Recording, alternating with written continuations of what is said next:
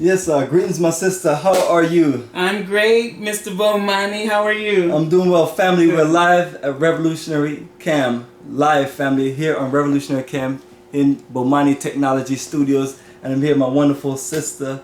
And we're here, before we started recording, we saw my relationship. And my sister was very excited to share. No, I'm nervous because when we talk about relationships, it gets touchy. So I said, Bomani, be nice. Okay, so just apologies ahead of time, okay? Yeah, so the subject of what we're looking to talk about is love and dating in America in the 21st century or in the black world. Yes, yes. Since you travel a lot and I travel a lot. Well, I'm so glad you said that because I travel all over the world and I'm not necessarily looking for anyone. I am single, and so one of the things I make sure of is that I'm working on myself all the time. Like, I'm making sure I know who I am. So I'm not going off on people unnecessarily. Like, if something happens, I'm able to filter. Because when I was a teenager, there was no filter whatsoever. So when we talk about relationships, I really focus on the relationship with myself first. And it's not to say that I totally am unable to see a brother in general, but it's just knowing that when I'm working on myself, everything falls in place. So perfect. So you still taking resume and applications? Resume and applications. I guess. One thing We're that's not talking funny. about a job though. No, not a job. One of the things that's funny for me is all these different online sites. I don't know about them. I have no idea because I was married 18 years before this, so I'm totally new to the market. So all my friends are telling me about it. They're sitting with me. They're looking at guys on their own accounts, and it looks like fun. It's just fun. It's not anything I see that is of substance, and I may offend some people, but I just know that I'm a belly to belly person. So when I get to know you, that's when there's a chance. Yeah, me personally, I prefer just to meet someone, a sister at a Black Power event, or, but meeting and dating in the modern day 21st century world, as far as doing all of the online stuff, is I can't do it. Literally, to do research. We try a few things just to do research so we can talk about it. But it's it's out of touch. And the thing of it is, it depends on the type of person you are. When you're into like African nation building, the last set of things you want is just any woman to come in the circle of your tight-knit, pan-African revolutionary energy and be a coon. Yes. Be a buck dancer. Yeah. Be someone who, is going to sell out intel, and someone who is, they feeling you at one moment because they thought this was cool, but then they realized that Bomani and them talking about generational of work. Yeah. It's not just a fad or a trend. This is real. This is like lifelong work, So I totally get that. And for me, it's just the energy is very important because I've been in relationship where in my home the energy wasn't as high as it should have been, and it not only affected me and not only affected the other parties in the house, it also affected my children. So for me, moving forward, the energy of the person is very important. And that's why when I say I'm working on myself, I know the brother that is with me is working on himself as well. He's not responding to every single stimulus that's coming at him like they normally do. Because I know when I'm centered in myself, when I have myself together, all this stimuli, all these distractions, all this negativity that comes at me, I have a shield. I call it my bubble of love and grace. I have my bubble of love and grace. So when people try and come at me the wrong way with the wrong energy, they just hit against the bubble, then they just repel right off the bubble, because the bubble that I'm in is one of love and grace. And so if that's not what you're about, you just bounce off the bubble. There you go, family. I think she's trying to say she ain't down no one night stand or no booty call. She about African Black Power Nation building, so she need a real warrior. I'm trying to translate. I'm trying to translate. Is that what you meant? Well, I mean, he said it. And vice versa for Bomani time, but that's the same thing. Same thing. it's like we're at the point where we're responsible for carving a future. Yes, And we have to be careful who we lay with and make and create more children with. Absolutely. And when we decide to do those things, we have to make sure that we're doing it for the purpose of nation building.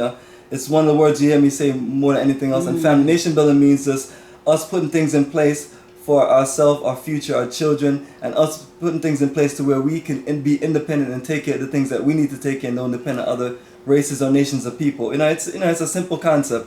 We work together communally, do things for ourselves, and make it happen. I love that. and what I got from what Brother Bomani just said is just being on purpose.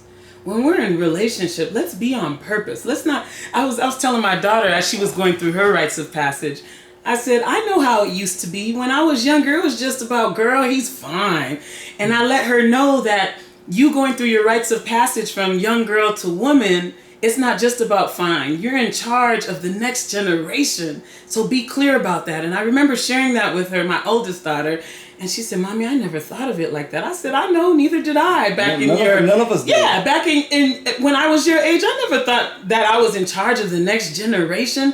But I had to share that with my daughter because I know as she's coming into a woman, it's important for her to know things like this. Because when she knows things like this, she makes decisions differently. If I would have known what I was telling my daughter, I would have made decisions differently. Not that I made bad, terrible, horrible decisions. I just know I would have made decisions differently based on knowing my responsibility for the next generation. Absolutely, and family, it gets that deep. So when we talk about dating and love in this modern day world, it's just it's wild to the point where I'm seeing like the institution of marriage is less significant in the America or in America, which we live in. And then when I go to a country like Ghana or Ethiopia, it's like the highest institution, the highest honor. It's honor, man, woman, and child. Here it's like wow, cause like all kind of stuff goes. They got all kind of laws, doing all kind of stuff for the family. That's another episode. But it's serious. Where we got to look at the situation of the future and look at the children that we're raising. If we have children that's continually being raised in this homes and confusion and family mess, they're just gonna grow up confused. So we're at the point where we have to literally fix the damage and put things in place, like building a future in Africa where we can begin to be a part of a culture, a part of our own energy, and that energy will solve our own problems.